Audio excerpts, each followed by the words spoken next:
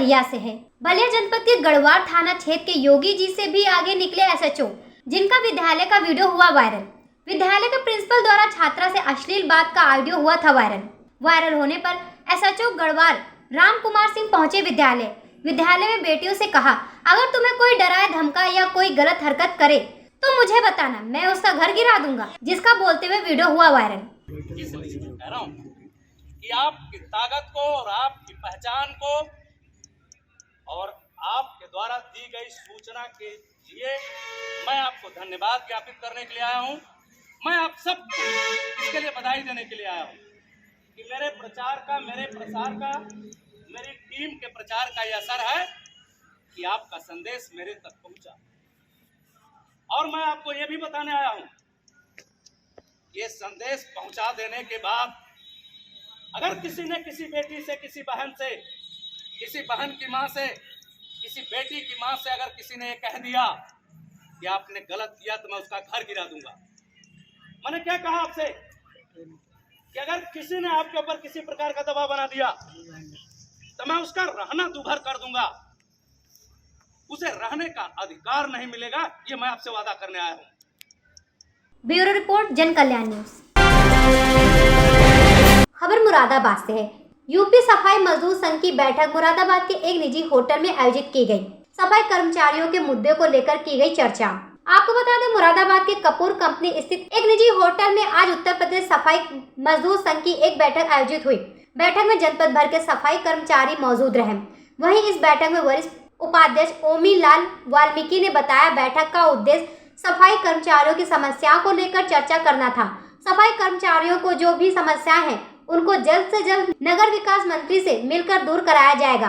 इसके साथ ही भारतीय वाल्मीकि समाज के राष्ट्रीय अध्यक्ष लल्ला बाबू द्रविड़ ने बताया कि आज उत्तर प्रदेश सफाई मजदूर संघ के पदाधिकारियों के साथ बैठक की, जिसमें वरिष्ठ उपाध्यक्ष के पद पर ओमी लाल वाल्मीकि रहेंगे। जल्दी सफाई कर्मचारियों की परेशानियों को लेकर नगर विकास मंत्री से मिलकर दूर कराया जाएगा। बाद में कि मुरादाबाद जाकर 5 सदस्यीय टीम यहाँ के संगठन की ढांचे की जानकारी लेगी, क्या वाद विवाद है उसकी जानकारी लेगी।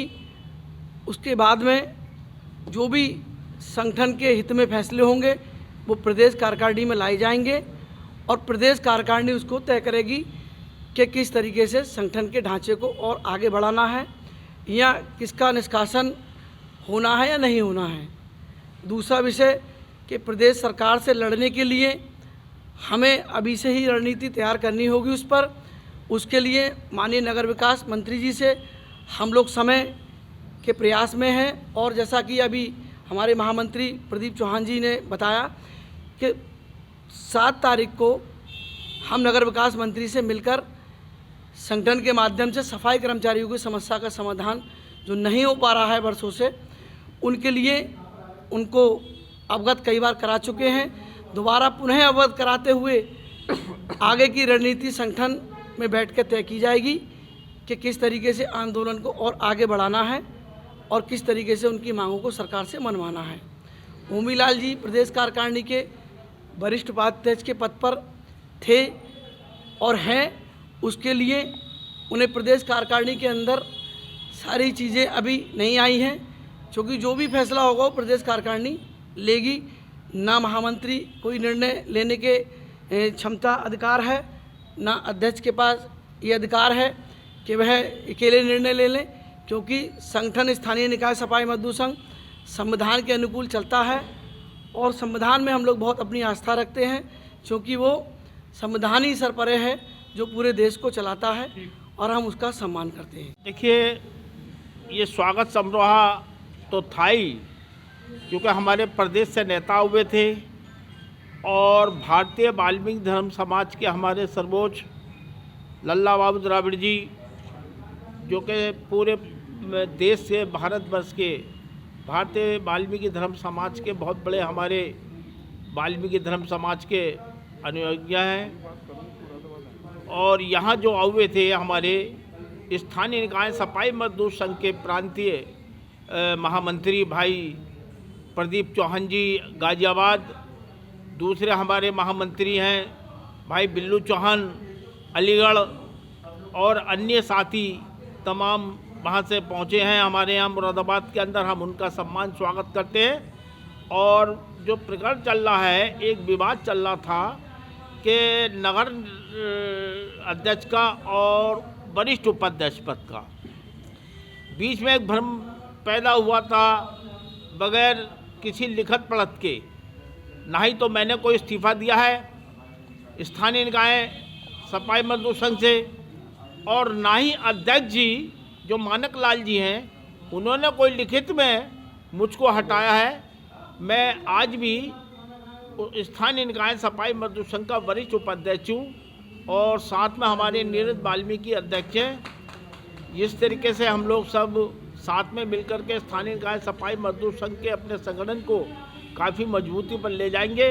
और जैसे हमारे दोनों महामंत्रियों ने बताया हमें कि प्रदेश के नगर विकास मंत्री और प्रदेश के अध्यक्ष आदरणीय चौधरी भूपेंद्र सिंह जी से हम लोगों को मिलना है शीघ्र 5 और 6 तारीख में जाकर लखनऊ। और सफाई कर्मचारियों के प्रदेश के तमाम जो समस्या है, जो जटिल समस्या है, जिस तरीके से जूझ रहा है प्रदेश का सफाई कर्मचारी, उनको हम लोग बहुत शीघ्र ही सरकार को बताने जा रहे हैं। और हम बराबर लगातार हम ये वायदा करते हैं, आश्वासन देते हैं कि पुनः हमको चुना तो नहीं है, हम चुने हुए तो पहले से ही हैं, हम वरिष्ठ उपाध्यक्ष पद पर हम कार्य करेंगे। और नीरज वाल्मीकि जो पारासर है वो नगर अध्यक्ष पद पर कार्य करेंगे, जिसका श्रेय हमें भाई द्राविड़ लल्ला बाबू द्राविड़ जी की तरफ से हमें मिला, उनकी तरफ से सहयोग पूरा मिला, उनके साथियों की तरफ से तमाम सहयोग मिला है। बहुत से हमारे सफाई नायक आए हैं, उनका सहयोग मिला है, भाई मुरारी लाल शेषन का सहयोग मिला है, बहुत से साथी हमारे आए। और धन्यवाद देता हूँ मुरादाबाद की सरजमी पर कि आओ वे हमारे अतिथि दोनों महामंत्री और उनके साथ में जितने भी हमारे गेस्ट आए हुए हैं वो हमारे सम्मानित है। इसलिए हमने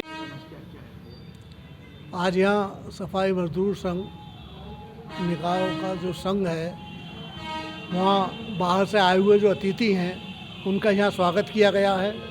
और थोड़ा अखबारों में गलत छप गया था, उसके लिए यहाँ के भी लोग भ्रमित थे, मैं खुद भ्रमित था।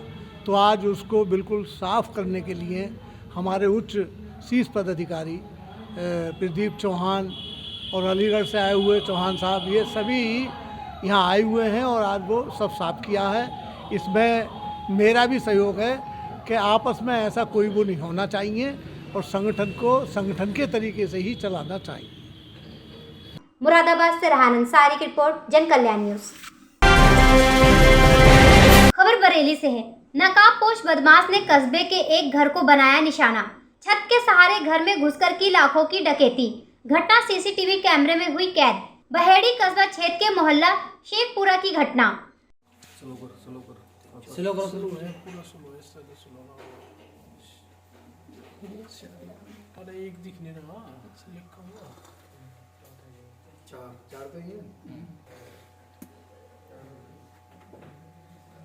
क्लियर हो जाए अपने जूम करके।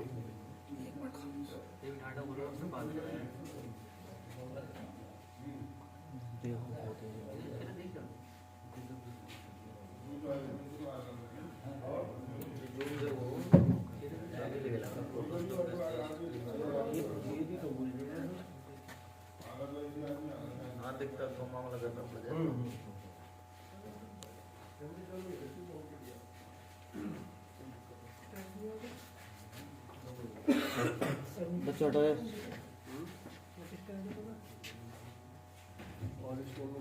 बेटा, बच्चों हट जाओ यहाँ से, हट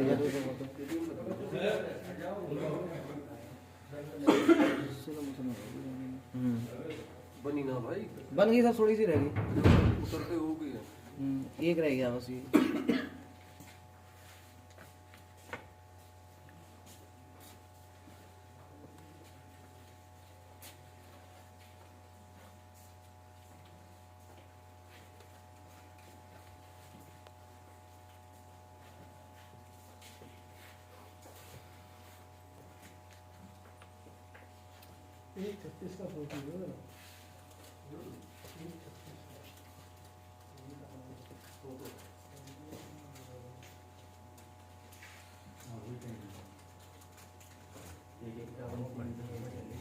जैसे ही चल रही है, अब बहुत टाइम हो सकता है।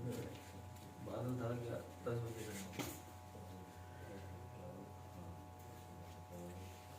मोहम्मद आसिफ, कहाँ के रहने वाले? मोहल्ला शेखपुर बहेड़। क्या घटना घटी थी? आज रात 1:36 पर मेरे घर में कुछ अज्ञात लोग घुसे। मैं अपने कमरे में अपने बीवी बच्चों के साथ में सो रहा था।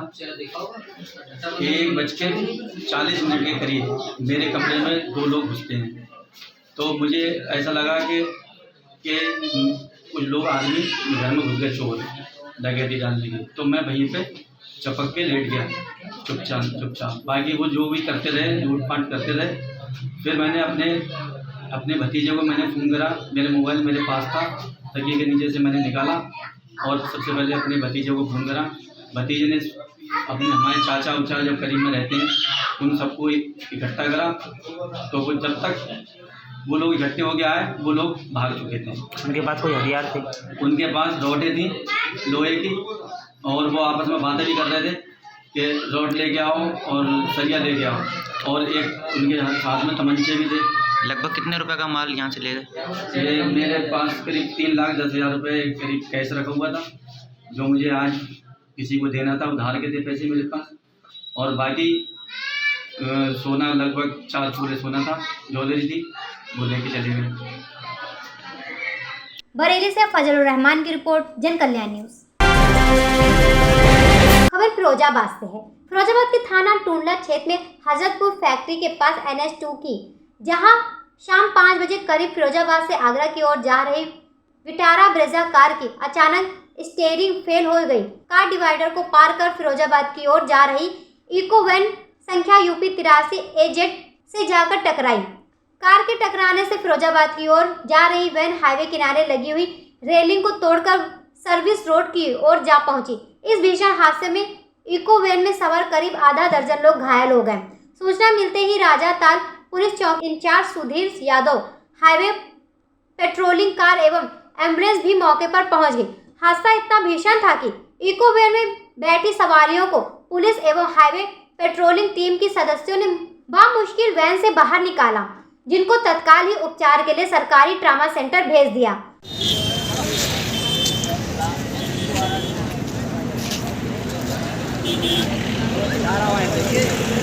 क्या हुआ?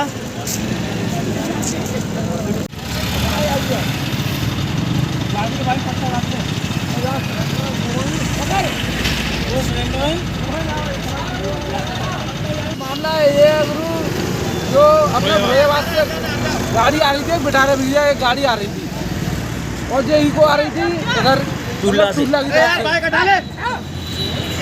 तो बिठारा भैया रोड क्रॉस करके इसमें लगी है इको में, ये इको लगी है इसमें रेलिंग में।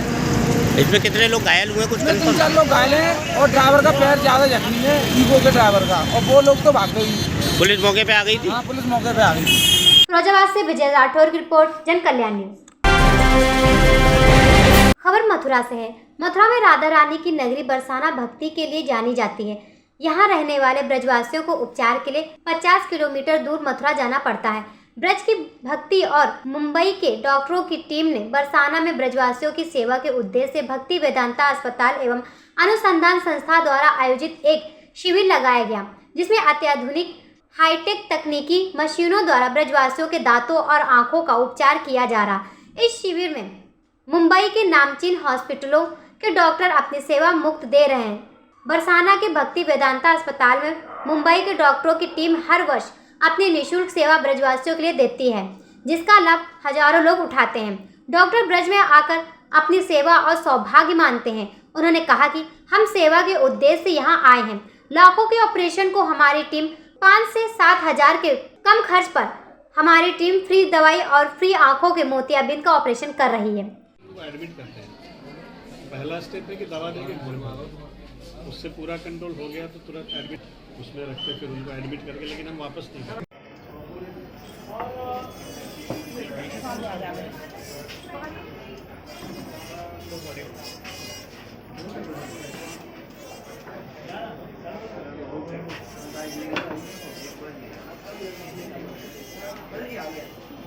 बनाने का ये जो सेक्शन है, इसमें लगभग 5 सीटिंग लगता है, 4 से 5 सीटिंग। पहले कच्चा माल लेते हैं, फिर पक्का माप लेते हैं जिससे 32 की पकड़ बनती है चमड़े में।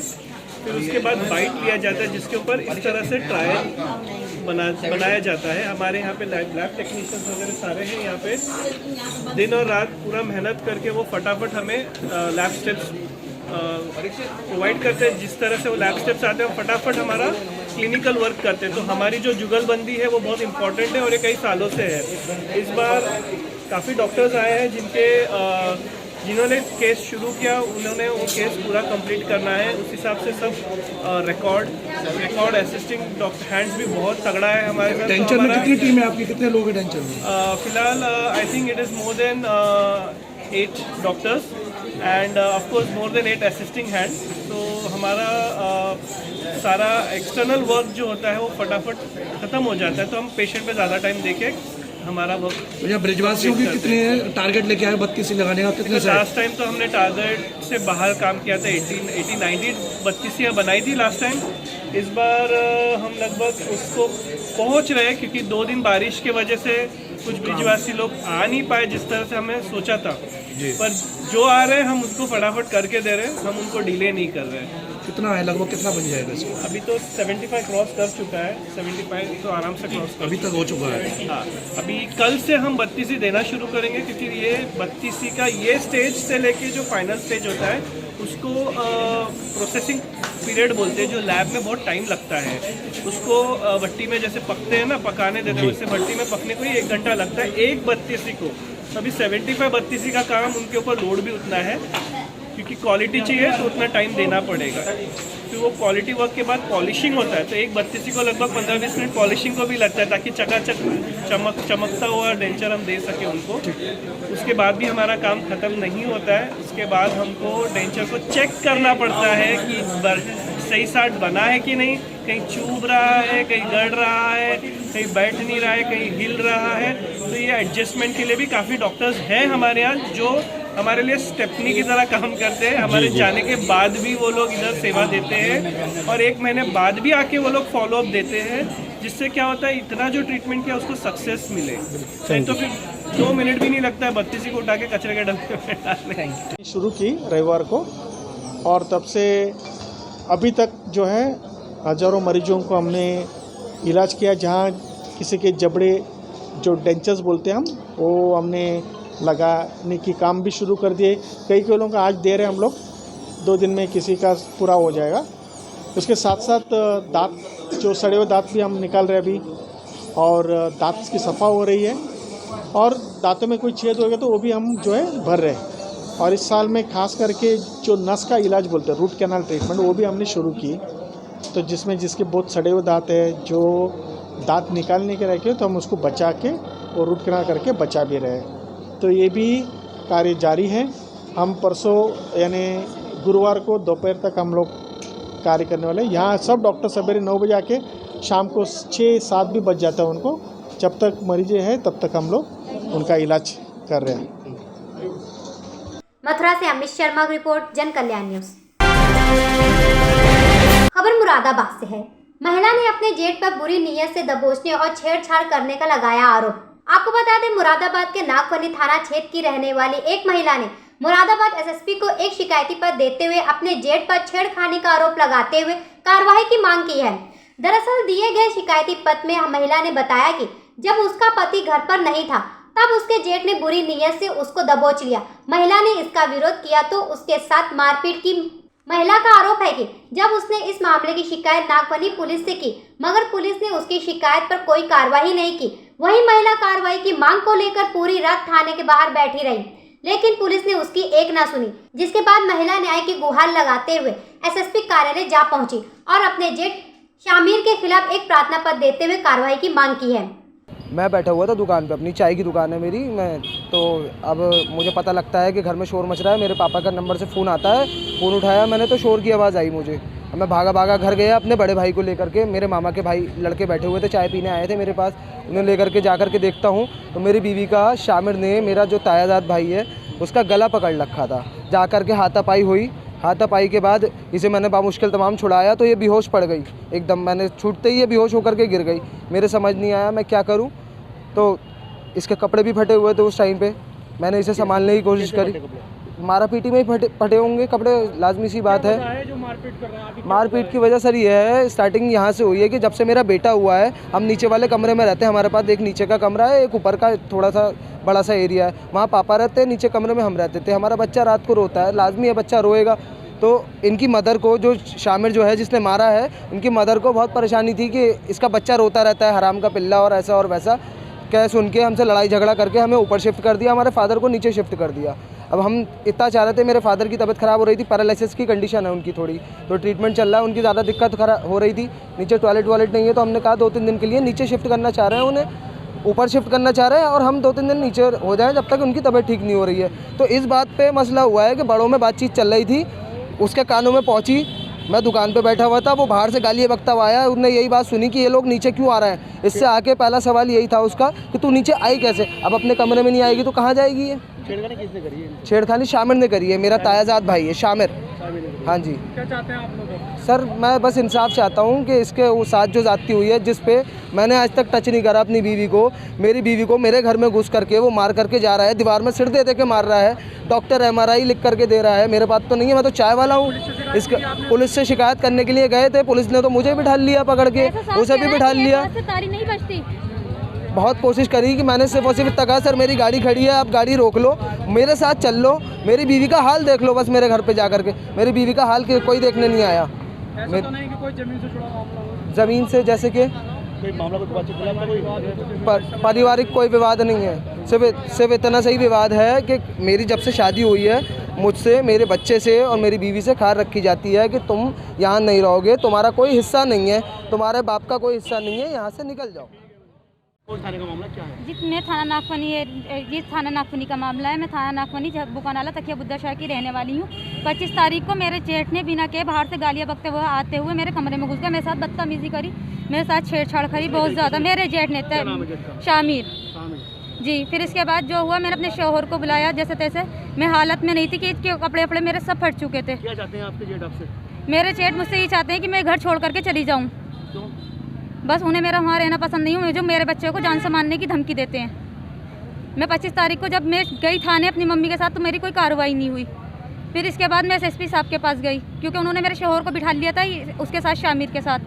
मैंने कहा कि मेरे शौहर की क्या गलती है, ज़बरदस्ती तो मेरे साथ हुई है, मेरे शौहर को तो मत बिठाओ। मेरे शौहर को भी बिठा लिया उन्होंने। फिर मैं गई SSP साहब के पास, तो वहाँ से कॉल आई, फिर उन्होंने लिखत में मुझसे बोले तहरीर दो। फिर उन्होंने जितना लिखवाया, बोले बस थोड़ा लिखवाया, बोले मैंने आके लिखना चाह रही थी कुछ और भी जो हुआ मेरे साथ, वो बोले नहीं इतना ही काफ़ी है। लिखवा करके फिर वो ले गए। मैंने कहा मेरे शौहर को भेज दीजिए, बोले नहीं। मैंने कहा सर इन्हें क्यों रखा है, बोले इनकी भी तो वो है। मैंने कहा क्या है बताइए, तो उन्होंने कुछ नहीं बताया। मैं जिद करती रही, पूरी रात थाने के बाहर बैठी रही कि मेरे शौहर को छोड़ दीजिए। SSP साहब को भी कॉल करी, मेरा 1 साल का बच्चा, थाना नागफनी जी, मेरा 1 साल का बच्चा, मैं पूरी रात उसे लेकर के बाहर बैठी रही। फिर मैं SSP साहब को भी कॉल करी कि किसी तरीके से मेरे शौहर छूट जाए, लेकिन उन्होंने नहीं छोड़ा। आज मैं SSP साहब से मिलने आई थी। क्या चाहती हो आप? मैं इंसाफ चाहती हूँ। शदाब अन्वर। 2 साल हो गए, 2 साल से मुझे रोज़ परेशान करा जाता है। कितने समय से आपको परेशान कर रहा था? कौन कर रहा था? और कोई जो कर रहा है सब बता दो आप बताओ। जी उनकी मदर हैं, वो हैं, और उनकी सिस्टर हैं। बदतमीजी करते थे, गालियाँ गलौज करते थे। उस दिन तो 25 तारीख की रात को तो हद ही हो गई। उन्होंने मेरा दीवार में सिर दे करके मारा, मेरे साथ इतनी बदतमीजी करी, इतनी छेड़छाड़ करी, मेरे कपड़े तक फट गए। उसके बाद भी दरोगा SO साहब ने मेरा देखा सिर में मेरे कितनी चोटें हैं, और मैं किस हाल में वहाँ पहुँची, मेरा कोई मेडिकल नहीं कराया गया। मुरादाबाद से रहान अंसारी की रिपोर्ट, जन कल्याण न्यूज। खबर मथुरा से है।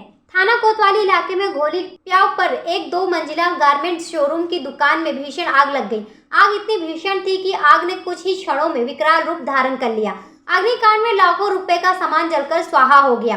आप तस्वीरों में स्वयं देख सकते हैं कि किस प्रकार महज गारमेंट के 2 मंजिला शोरूम में भीषण आग लग गई। आग की सूचना मिलते ही फायर ब्रिगेड की दमकल मौके पर पहुंच गए। आग किन कारणों से लगी ज्ञात नहीं हो सका। काफी अथक प्रयास के बाद भी आग काबू में नहीं हो पाई। बड़ी मुश्किल के बाद आग पर काबू पाने का प्रयास किया जा रहा। इस अग्निकांड में लाखों रुपए का सामान जलकर स्वाहा हो गया। आग से पूरे इलाके में अफरा तफरी मच गई है।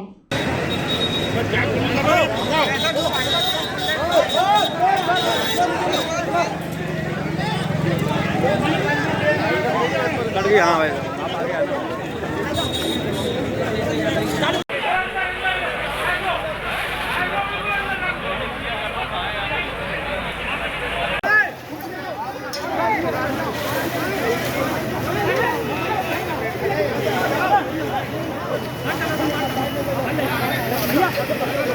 मथुरा से अमित शर्मा की रिपोर्ट, जन कल्याण न्यूज।